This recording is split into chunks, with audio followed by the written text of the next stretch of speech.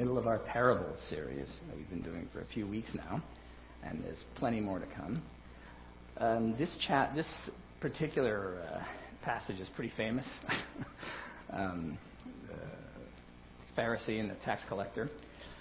Luke, in this chapter, if you look at all of chapter 18, you should have asked to read this. Sam, get back up here and read all of chapter 18. If you read all of chapter 18, Luke has compiled a bunch of very similar incidents that have a theme to them. And that theme is that you have all these unlikely people in all these different stories coming to God. Okay? And they're coming and they're rushing to him in many cases. They're reaching out to him. One is a blind man. One is that's good. You have has this ever happened to you before? It's happened to me before up here a few times. But you have these instances of a person who's in prayer coming to God, coming and rushing to, or in that case, to a judge and demanding justice. You have all these cases of someone coming or calling out to Jesus and saying, Jesus, Son of David.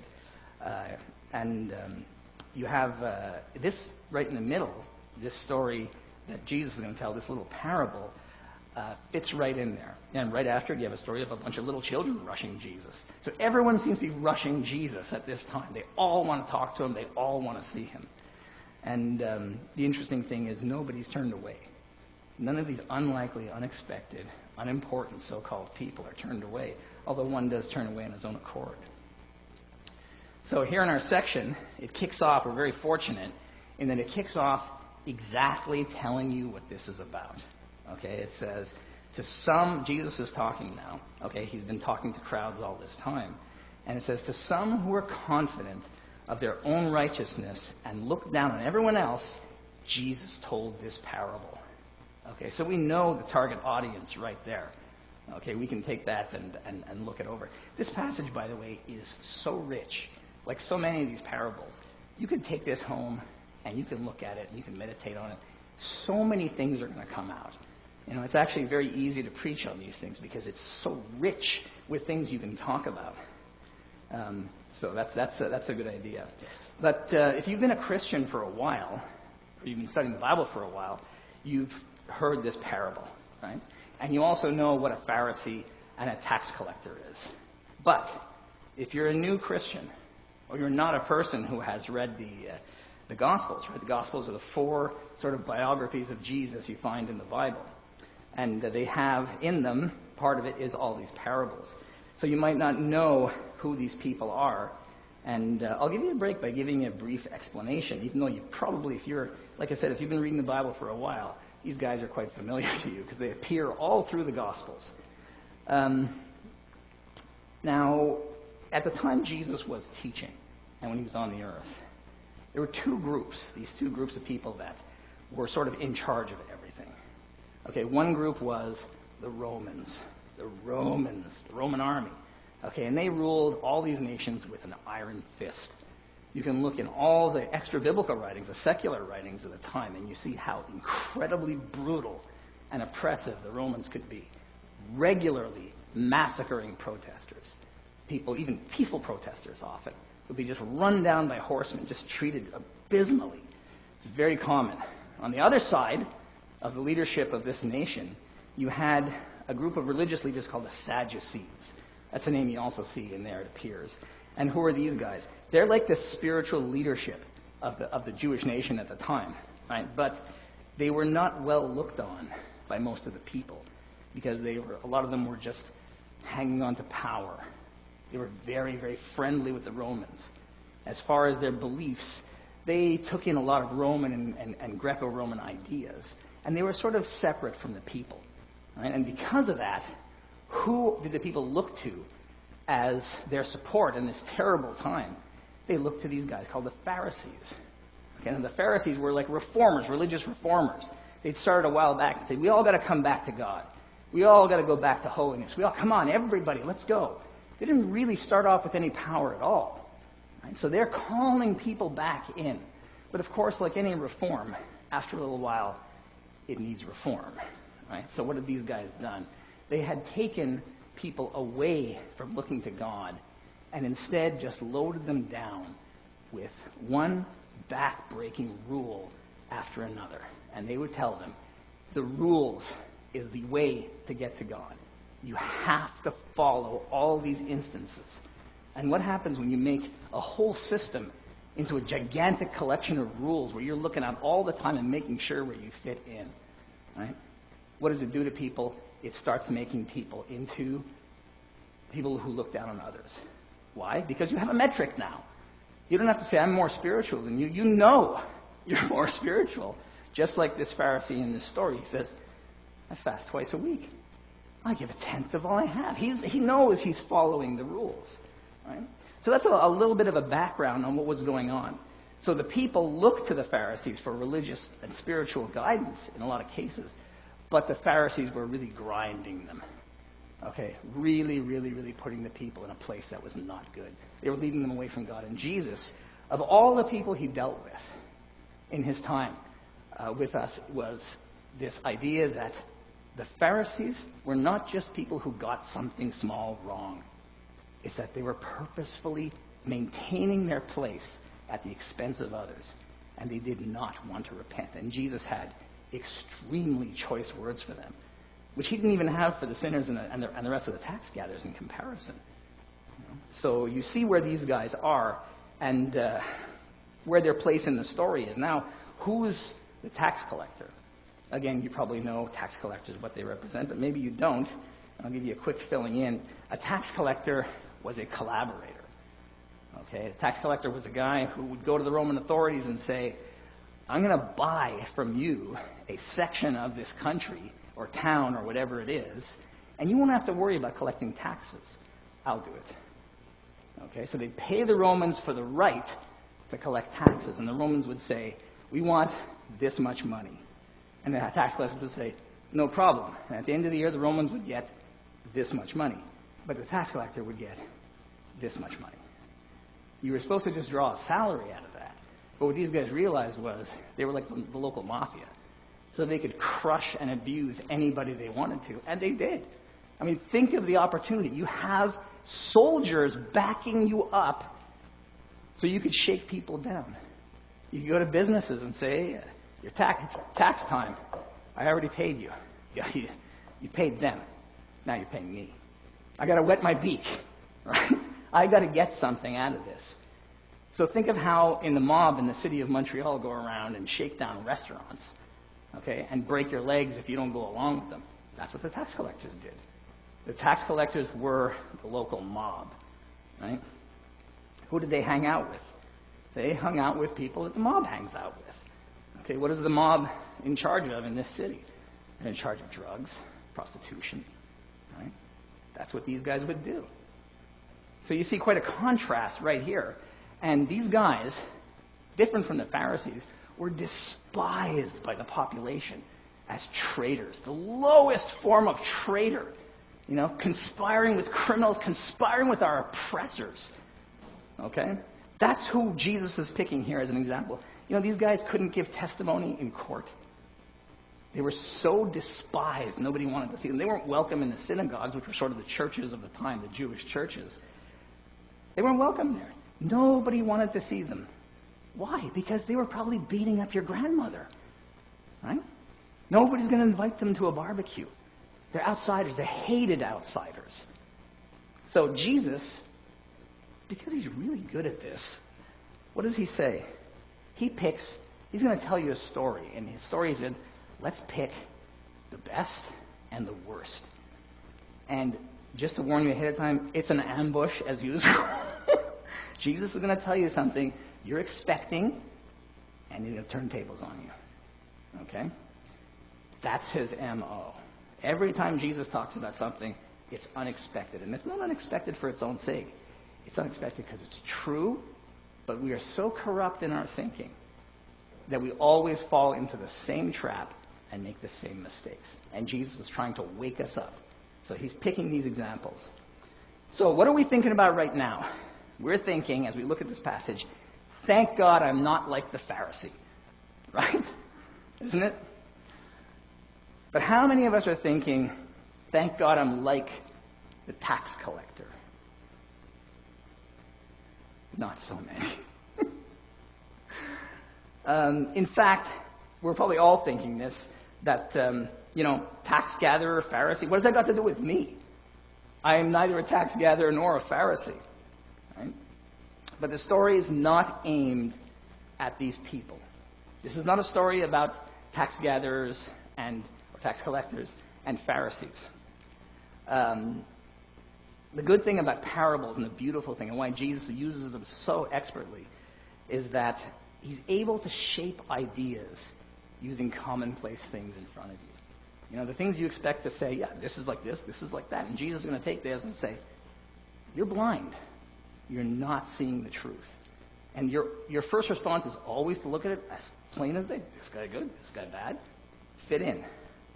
But Jesus doesn't do that. But this story, again, is not about Pharisees and tax collectors, right? Any more than Fortis's sermon a few weeks ago about the sower, sowing in a field, had anything to do with farmers or farmers' unions, right? It's not about that. Who is this about? It's about what it said at the beginning.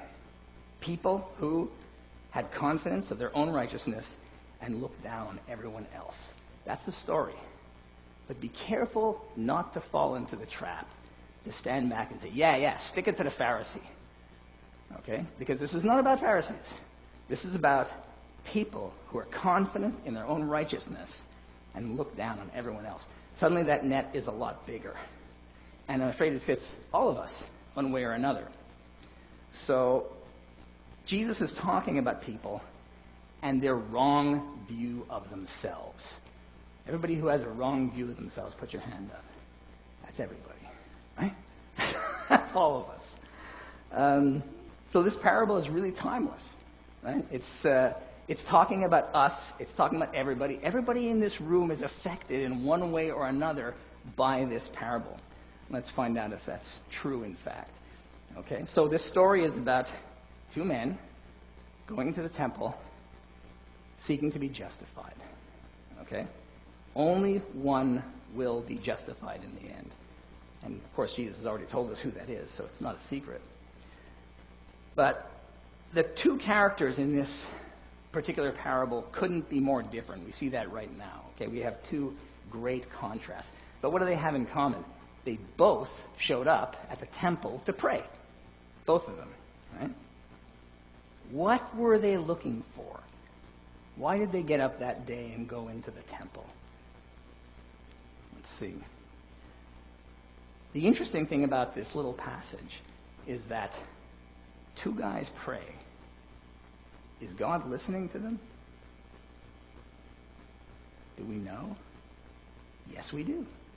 We do know. It says right in there. It says, God heard both their prayers, but one of them went home justified. But that tells us something right there. Everybody's prayer is heard. Now, this is not an aside. God listens to every single prayer, regardless of its content. He's listening and hearing it. Okay? And in this case, he's judging between these two guys. Right? Both prayers are very short, because this is a parable. Parables are short, but not small, as we've said before. Right? But Jesus says at the end of this passage, or at the end of this parable, that the tax collector went home justified. Right? Not in his own mind. It's not that he went home and in his mind he was justified. He was justified by God. Right?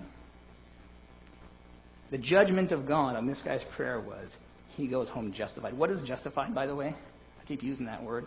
Justified, very briefly, the meaning is to be accepted or approved of by God. That's it. Accepted or approved of by God. That's what it means to be justified. And it seems that the tax collector is the one who went home justified in this story.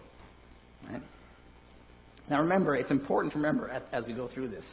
This story is directed, not at those two guys, but at people who think that they are, as it said before, that they are confident in their own righteousness. That's the term. And that's what Jesus is trying to get after. So, we see the Pharisee in this example looks like he's pretty confident in his own righteousness. But we ask the question, what do we care what the Pharisees think? We're living in the 21st century. So, who are the Pharisees of today? If this is a timeless story, somebody's got to fit that role. And I think it's pretty obvious that a lot of people fit that role. In fact, one way or another, everybody fits that role. Right? Self-righteousness is pretty rampant, right? And it's in your face all the time. You see it. It's on social media. You know, there was a time before where you didn't know what people thought. You might know a bunch of people and have no idea what they're thinking. But it seems now that we know what everybody's thinking because everybody's talking about it. Everybody's liking things. Everybody's making comments. I have no idea how these things work. I'm going to say Instagram and Twitter and stuff, but I'm not that tech savvy. But people know. They can go on and say whatever they want. And if you don't just say something, you approve of things. Right? That's the whole thing with the like button and the little heart button and whatever it is on Facebook. Right? You're looking at these things and saying, I want to put my little flag in here. Okay, this represents me. This is how I think. Right? So you hear people, thanks to social media, like I said, and just outside of social media, even in regular conversations, people will tell you how they did something, but it was an environmentally safe thing to do. It was not increasing my footprint. They'll tell you that sort of out of the blue. They'll tell you that their dog is a rescue. They'll tell you that, they hate the right people. Right? So, that's what the fuel that we're sort of running on these days in our culture is, this guy over here, I don't like him. And I want you to know that I'm against him. Right? So click, click, click, click, click. This is it. Everybody's staking their claim. This guy over here, I don't like him. Why are we doing these things? Right? It gives us an opportunity in some ways to look at people who are politically and socially undesirable, that we don't agree with, and we can say, thank God I'm not like them. Very much like the Pharisee says, right? People want others to know they are righteous. Right? That's behind so much of dialogue happening today. It's one of the reasons why dialogue is so difficult to have, because there's so much at stake. Someone might not think I'm righteous. In this area, in this permissive area, it's funny that we have that. Some people even want God to know how righteous they are. Right? So they'll go to church once a year, or they'll donate to a charity, and that's where it ends. Right? Because they want to put that little pin in there and say, done, justified. Right? They might convince people even that they're particularly righteous. Usually people who think the same as them, they'll say, yeah, this guy's righteous because he thinks like me, or she thinks like me.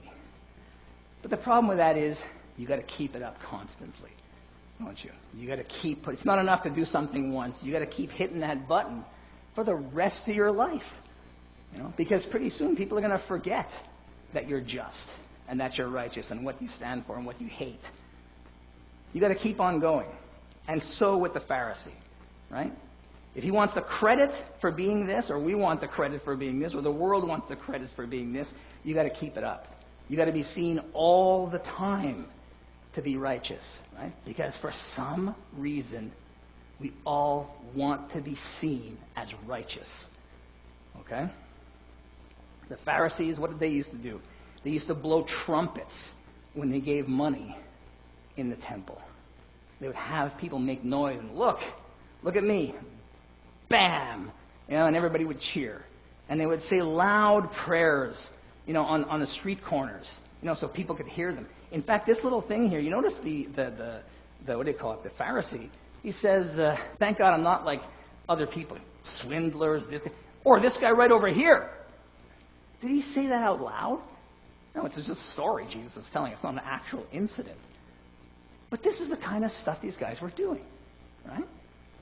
It has a lot in common with the way we treat people. We want everybody to know who's wrong on the wrong side of history, and we want to point at them and make everybody know we don't like that. That is self-righteousness. And why do we want to be righteous? Because down deep we know we're not righteous. Right? All the entire world can't have any illusions. You can pretend. You can show up at the right things, know the right people. But down deep, when you go home, you know who you are. You know the things you've done wrong, the things that you think that are discouraging others and crushing other people. The things you'll go through to maintain your place in the world. Who you crush, who you steamroller. All of us know those things. We try to ignore them. And one way out of it is to justify yourself somehow. So at least everyone else will know you, not like them, are just. Look what the Pharisee is saying. Right? He says, "Thank God I'm not like these others." You notice he doesn't ask anything from God, famously. Right? That's not an omission. It's not an accident. He's not asking anything from God. Right? Jesus has crafted this story perfectly. Right? Why doesn't he ask for anything wrong? Or for anything, right? He doesn't ask even for forgiveness. Why?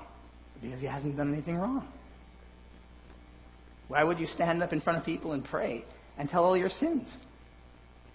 As soon as you do that, people look at you and say, "Hey, this guy, he's not as just as I am." But the Pharisee in this story wants to be just. So he stands up and tells everybody, "I'm not like those guys." He doesn't ask for forgiveness. He hasn't done anything wrong. Why am I not like these others? Because I do stuff. I do the right things. Right? And you think about it, anyone can do any of the things he does. You don't even have to believe in God. Right? He's giving part of his wealth. He's fasting twice a week. Maybe he's on a diet. You don't have to believe in God in these cases. Just like people, they'll talk about love, love, love in the world and shout about, "I'm fighting those guys because I love these guys." If you can't love your enemies, can you really love your friends? If you say, "I love this particular people or this particular political party, this political idea," and yet at the same time you can't love your neighbor, the person sitting beside you at work, you are as phony as can be. Right? And we all do these things, unfortunately, to a greater or lesser degree. That's why we have communion, to remember these things. How about Christians? Are we immune to this? Right?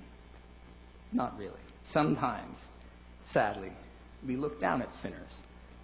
Right? And we sneer at them like the Pharisee or the tax collector. And it seems sometimes you feel like you're standing beside the throne of God and you're saying, "God, look at that guy. Can you believe it? Can you believe it? What's it like being us?" And it's intoxicating to look down at people. It's so easy to do, and it gives you this little thrill and this little high. It's okay to look at sin and to hate it.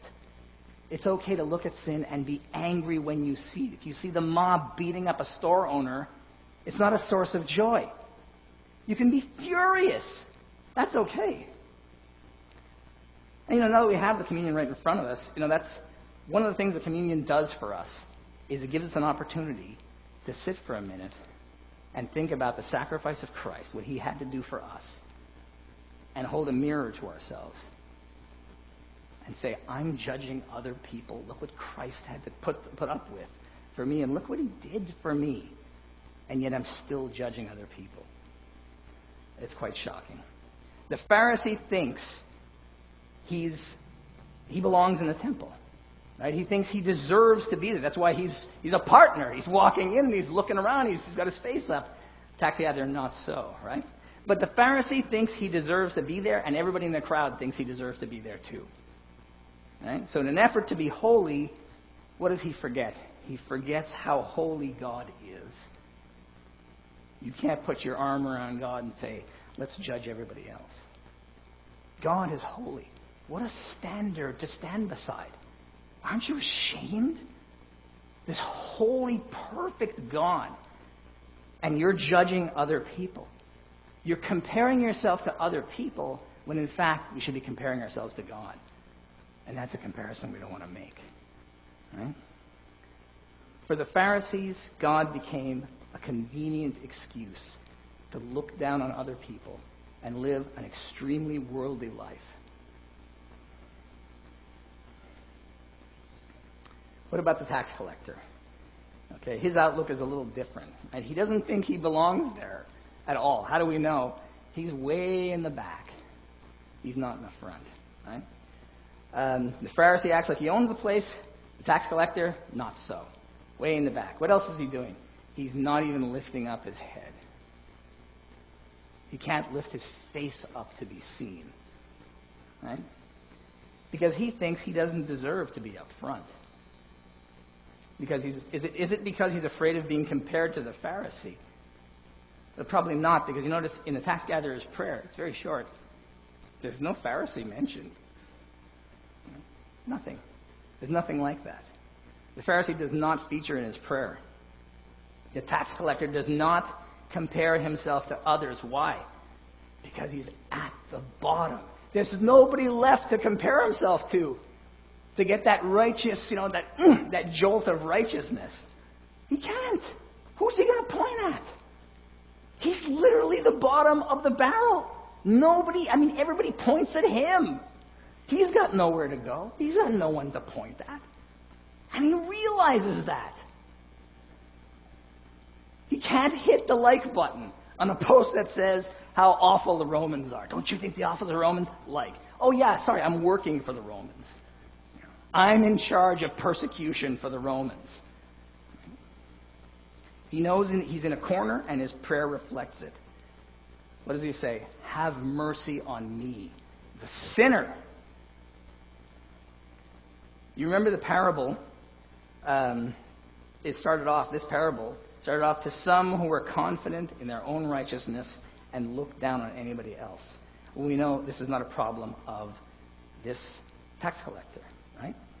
Is the tax collector some kind of misunderstood hero? No. He's a skunk. He's a scoundrel. He's a rat. He's sucking on society. He's destroying people's lives for his wealth. He's not a good guy. He's not a secret good guy. There's no going back into his past and redeeming him. He's a terrible, terrible human being, and that's why Jesus picks him for this case. Right? He's no good. What could he do then? He has no illusions to hide behind, unlike everybody else. We have all kinds of reasons and excuses for things. He's got none. So all he could do was beat his breast. Picture that. Sitting in the back, or standing in the back there. His face not even up. When you beat your breast, it was a sign of extreme grief and sadness and sorrow. Okay? And what is his sorrow over? His sin. He's not sorry that my situation is bad, I need to polish up my image. He realizes he's a sinner. This is not a passing feeling. You don't do that just for a thing to do. This was his life. He's the opposite of people who are confident in their own righteousness. Right? And that's why this parable is so particularly amazing. Unlike everybody else in the world, at that moment, he had no confidence in his righteousness. Everybody else is hiding behind things. He can't hide. He has no confidence in his righteousness. He has nothing to bring. He was completely humble. At that moment, this guy was rejecting his whole life. That's it. Rejecting the world, the fame, the money, whatever it is. Rejecting his pride. He comes there and he shows he has absolutely no pride left. Not because it's taken away from him by somebody else, but because he realizes his pride is destroying him and has destroyed him. So what does he do? He confesses his sin before God. And at that moment, you think about a guy who was in his circumstances, in fear, beating his breast, and he's coming to God. This is it. My life is on a knife's edge. Am I going to come away justified? Or am I doomed? It's hard to go to a temple. How many sinners do we see? Criminals coming in here and sitting down. It's not easy. Of course, they don't want to. But even for someone who is repentant, to come into a room full of people, wonderful people even, but the fear of not being accepted, and worse, not being accepted by God. So this guy right here puts it all on the line. But at that moment, he was in the most perfect place in his life. Here's a guy crouching in a corner. He's in the best possible place he's ever going to be this side of heaven. Right? He's in the safest, most perfect place right there. Like a little oasis, like a little hidden paradise. Right? He didn't understand it at the time. He doesn't realize he's entering into a relationship with God. He's going to be an heir. He is going to be a child of God at that exact moment. He's about to go from insecurity and death to total security.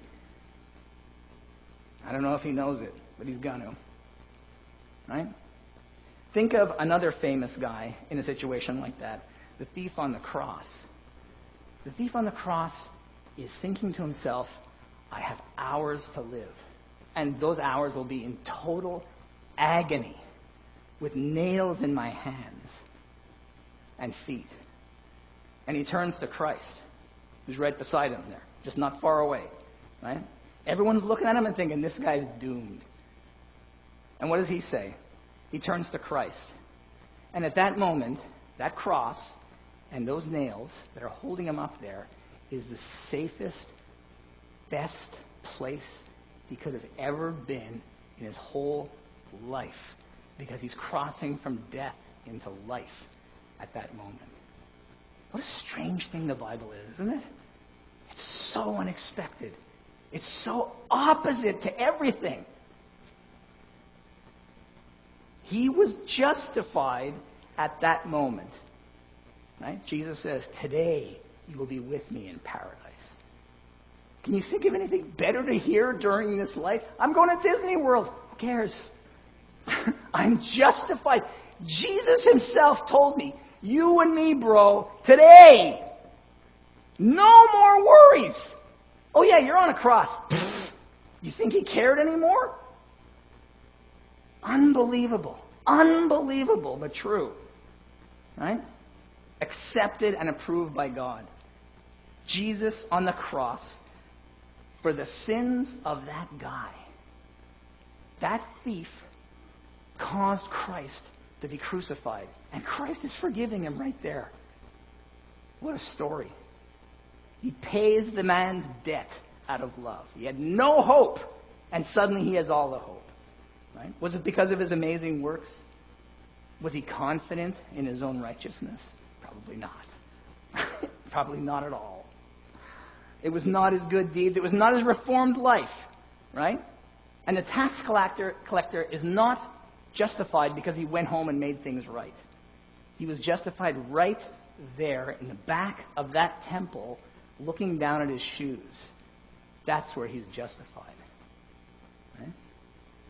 In the next chapter, in Luke 19, you have another tax collector. You have Zacchaeus, right? Jesus is passing through, and that, the tax collector in this story, he's not a real guy. He's a placeholder. He's in a story.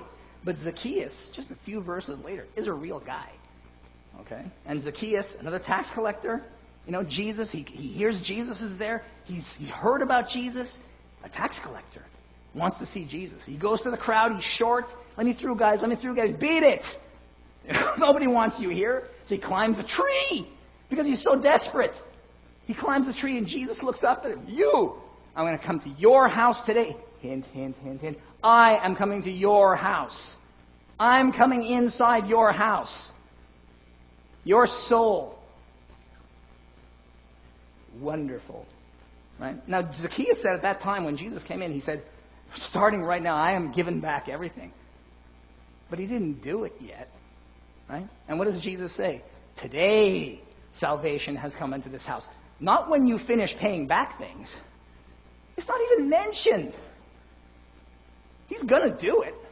Look at the joy in his life. Of course he was going to do it. But at that moment, Jesus said, today, salvation has come to this house. Today, salvation has come to the thief on the cross. Right? Both unexpected. Both people hated and forgotten. The wrong person to be receiving mercy. That's the one who receives mercy. Do you think God can't save you? If you're not a Christian and you're thinking that right now, you couldn't possibly be more wrong. God can save you. If you think you're the unexpected person, the one guy that God can't save, you're crazy. Look at those guys. They're much worse than you. If you're a Christian and you're plagued with a feeling of unworthiness, right? If you're saying, I'm so bad. How can God save me? How can God love me? You know, the answer is very similar to both of those people, right? What is it? You have to lose confidence in yourself. Right? That's what Jesus is saying in this parable. There's people who said, I have confidence in myself. That's what I have. I have confidence in my righteousness. And Jesus is saying, no, the best thing for you is to lose all confidence in your righteousness, in your goodness. You've got to forget it. And that goes for Christians as well, right? Because salvation was never about your ability. It was never about how good you were, how good you were going to be. It is exclusively God's graciousness. It is exclusively God's mercy. You and I have nothing to offer God. Nothing. There's nothing you're going to put on the table and God's going to say, this guy's got something. Forget it. Forget it. Nothing. And when we do that, what are we trying to do? In a twisted way, we're trying to become more like the Pharisee. Okay? We want to somehow find a way to get something on the table. So we can say, God, look, kind of you owe me. I did this thing. We need to be more like the tax collector. The guy at the beginning of the story who you're unlikely to say, that's the guy I want to be like. But I think if you think about it, yeah. Meditating on this passage, you would have come to that conclusion anyway. I want to be like the tax collector. I don't want to have confidence in my abilities. He was hungering and thirsting after righteousness. Who wasn't? The Pharisee. The guy who's supposed to be doing it. He's the last one to hunger and thirst after righteousness because he thought he already had it.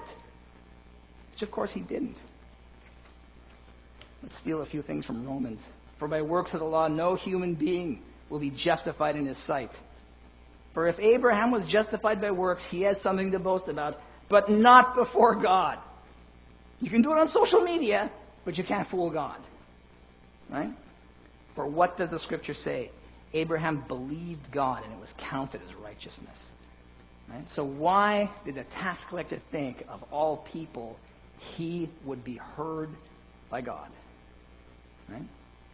Remember, he's just a character in a story. But you know who wasn't a character in a story? Matthew. Matthew, one of the writers of the four Gospels, was a tax collector. Right? The tax collector is one of Jesus' 12 disciples. He actually wrote part of the Bible. Again, so unexpected. Right? What happened to Matthew? He writes it in his own Gospel. Actually, this story appears in 3 out of 4 of the Gospels. From his own pen, as Jesus went on from there, he saw a man named Matthew sitting at the tax collector's booth. Follow me, he told him. And Matthew got up and followed him. Now, interesting. He's just standing there and Jesus comes by and says, follow me, and he gets up. That is what happened. But right before that, Jesus is talking to a crowd of people right there. And as he's walking by, he says to Matthew, follow me. What does that sound like? Zacchaeus, get out of that tree. You're coming with me. Right? I'm coming to your house. So here Matthew has probably been listening to Christ. He heard that exact time where Jesus was talking. And Jesus is walking by and looks at him and says, let's go. Today is the day you're justified before God. And it says, while Jesus was having dinner at Matthew's house, many tax collectors and sinners came and ate with him and his disciples. Why would they want to come to see him? There was something about Jesus, eh? When the Pharisees saw this, they asked his disciples, why does your teacher eat with tax collectors and sinners? On hearing this, Jesus said, it is not the healthy who need a doctor, but the sick. Go and learn what this means. He's quoting the Old Testament. I desire mercy, not sacrifice. For I have not come to call the righteous, but sinners. You think it's the righteous he's coming to call, but it's not.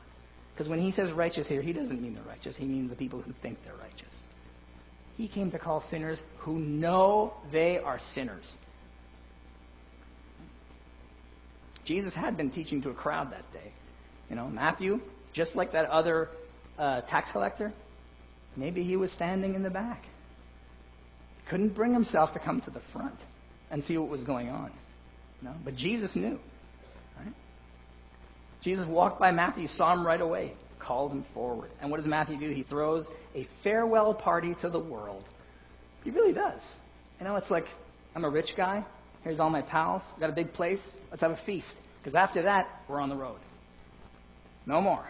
I'm giving all that stuff up. I'm going to go with Jesus. What a story. Right? Matthew, the repentant sinner. Right? Now, repentant, of course, means turning away from your sin, right? Turning to God. Believed his silent prayer, which he probably uttered, which is why Jesus probably came by and said, let's go. Matthew's sitting there. He heard the words of Christ, and he said, I can't go on without him anymore. I can't. I got to have this. He hungered and thirsted for righteousness at that moment. Right? He understood this impossible God for that little moment there. This surprising God who fully knew everything that he was, and yet Jesus said this God loved him and desires that he would be saved. That's what Matthew got. Did he have to have a long background? Did he have to have classes in this? No. He heard the truth and he went for it. Right? God called him. So what about you and me in all this? We got one verse left, so let's do that. For all those who exalt themselves will be humbled, and those who humble themselves will be exalted. Right? We don't want to be those who are confident in our own righteousness, do we? It's stupid. It's so dumb. Let's face it, it's so dumb.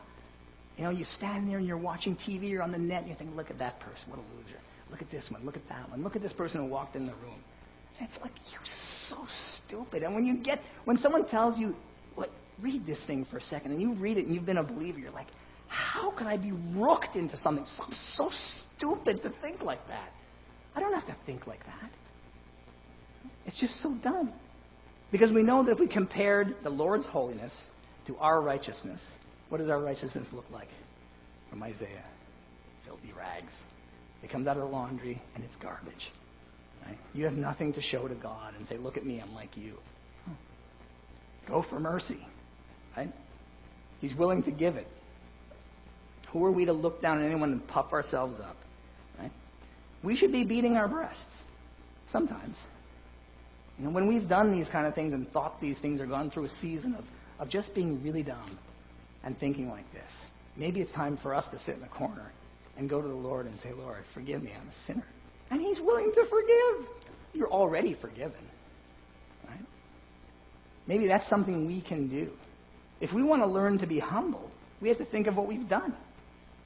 And more importantly, we have to think of what Christ has done right in front of us here. Right? God is not saying you're a filthy worm and I hate you. Right? When you think, how can God forgive someone like me? You're the bride of Christ. This church is the bride of Christ. And it talks about it in the Old Testament and the New Testament, what the bride of Christ is like. He covers his bride with beauty, with gowns and jewels and perfume and all this stuff. And he's so glad he's got this bride. That's how Christ looks at you, Christian. Hard to imagine, considering what we are. But there it is, right? The bride of Christ. Another thing it says, that we need to be humble. It also says he exalts the humble. He doesn't say, yeah, be humble and stay humble because you don't deserve anything else. He says, no, come up here. Come, stand with me. Come to my kingdom. And dare I quote Hebrews chapter 12 again, which I always quote. Come to Zion. Come to the mountain of God. The angels are calling you. Christ is calling you. Come, come, come. That's the message from God. You don't have to die. You can live. You don't have to be a sinner. Even if you sin, you can live. Christ took us out of the back of the temple. He took Matthew away from the booth. He took Zacchaeus out of the tree, right? And we have to keep this image before us at all times if we're believers. So we don't get discouraged by our own stupidity. We can be encouraged by our stupidity for a change. We can look at the things we've done and say, you know what, that was dumb. Because this is so good. It's so good. I reject that stuff. I might do it again. But you know what? The Lord is teaching me. The Holy Spirit is changing me over time. I'm not going to be that person forever. And someday I'll never have to worry about it again. Right? Communion's our reminder of what God has done for us. Right? He suffered in our place when we deserved it out of love. If you are not a person who has put their faith in Christ, let me urge you to do so. Because there's no other Savior who will take you. Every other God, every other system says, save yourself, then I'll accept you. It's only Christ. He can save you, and He'll take you. Christ is different from them all. Let's pray. Dear Lord, thank you for your grace.